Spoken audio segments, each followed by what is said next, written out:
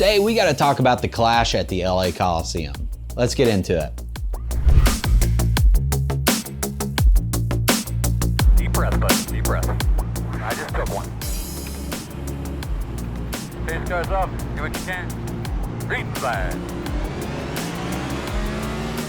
The clash at the LA Coliseum is coming up very quickly.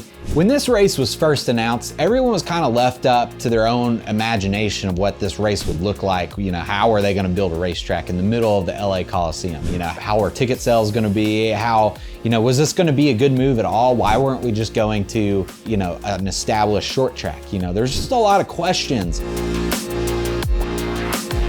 Now that it's getting really close, we have a lot better picture of what the clash at the LA Coliseum is going to look like. And the more I thought about it, I think racing at the LA Coliseum really makes a lot of sense because you're taking arguably one of our best products, short track racing, and you're doing like a Bowman Gray style short track, and we're taking it to like the cultural center of the United States. Overall, I'm just excited about it because I love short track racing.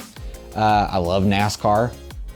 And I work in the film industry, so I like Los Angeles. I think it's a cool town. Moving on from that, iRacing released a version of this racetrack on their service, and it is gorgeous. I mean, the way the track just looks aesthetically is really cool. On top of that, man, it's tight. Like, there's not a lot of room for drivers to make mistakes here. If you miss the corner, if you're close enough to somebody, you're probably gonna take them out, and they're not gonna be very happy with you. You're gonna see guys make mistakes at this racetrack, and I think that's going to create for a really entertaining race. It's gonna be hard to drive. Drivers are still getting used to the brakes in the new car, and this track relies a lot on good braking technique and good brakes. I mean, there's a lot of things, stuff we haven't seen in the Cup Series in the modern era ever. So this is gonna be completely uncharted territory. Good job, man. One more lap.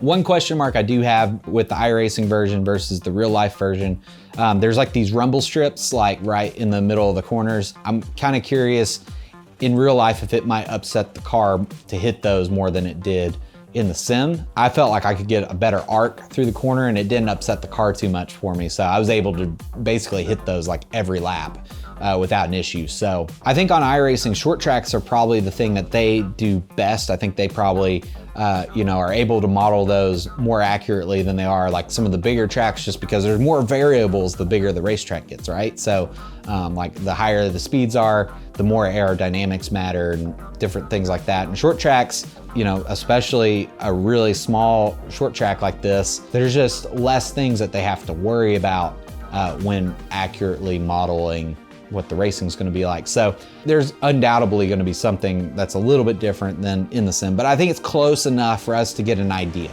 Obviously, I've not made a video in a while. I've been incredibly busy with work, basically leading up until Christmas. We just had a few things go on there. Went to go visit family for Christmas time, and then I took a vacation to Costa Rica. So it's just been, I've not been home a lot, and haven't had the opportunities to make videos like I have in the past. Sometimes there's just some priorities that you got to put ahead of making YouTube videos, like family or work, or sometimes that even means vacation, because vacations are good. You should take vacation. If you have the means to do so, you should try to make that work. So that's my thoughts on the clash at the LA Coliseum. Let me know what you think down in the comments below. And if you like this video, make sure to like it and subscribe to my channel. I'm also very active on Twitter. Go find me on Twitter.